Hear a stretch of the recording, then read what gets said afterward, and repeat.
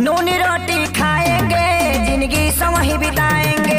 ठीक है। नमस्कार दोस्तों, क्रिएट भोजपुरी में आपका स्वागत है। दोस्तों जानकारी के लिए बता दें कि खेसारी लाल यादव के साथ विराट कोहली किए डांस, वीडियो हुआ वायरल। तो दोस्तों क्या है पूरी खबर की जानकारी बताएंगे इस वीडियो में, लेकिन इससे पहले चैनल पे नए हैं तो चैनल को सब्सक्राइब कर वीडियो को लाइक कर दीजिए। तो दोस्तों बिना टाइम को गवाए वीडियो को शुरू करते हैं। दोस्तों जानकारी के लिए बता दें कि खेसारी लाल यादव के भोजपुरी गाने पर खेसारी लाल यादव के साथ विराट कोहली किए डांस, भोजपुरी में हुआ बवाल। दोस्तों जानकारी के लिए बता दें कि विराट कोहली बताएं कि हम भोजपुरी में खेसारी लाल यादव के गाने सुनते हैं और खेसारी लाल यादव भोजपुरी के नंबर 1 सिंगर एक्टर हैं। खेसारी लाल यादव के हमेशा गाने ट्रेंडिंग में रहते हैं। दोस्तों जानकारी के लिए बता दें कि विराट कोहली बताएं कि मैं भी खेसारी लाल यादव के बहुत बड़े वाले फैन हैं। दोस्तों जानकारी के लिए बता दें कि इतना बड़े क्रिकेटर विराट कोहली भी हुए खेसारी लाल यादव के फैन, जो कि भोजपुरी के लिए बहुत ही गर्व की बात है। दोस्तों बता दें कि खेसारी लाल यादव के भोजपुरी गाने पर इतना बड़े क्रिकेटर विराट कोहली भी लगा रहे हैं ठुमके। दोस्तों आपको बता दें कि खेसारी लाल यादव के भोजपुरी गाने ने पूरे इंडिया में झंडा गाड़ दिए हैं और बॉलीवुड हीरो के बाद विराट कोहली भी खेसारी लाल यादव के हुए फैन। तो दोस्तों विराट कोहली गलत बोले या सही, आप कमेंट बॉक्स में जरूर बताइएगा। क्या सच में भोजपुरी के नंबर 1 खेसारी लाल यादव हैं? और हमारे चैनल पे नए हैं तो चैनल को सब्सक्राइब कर वीडियो को लाइक कर दीजिए। फिर मिलेंगे अगले वीडियो में।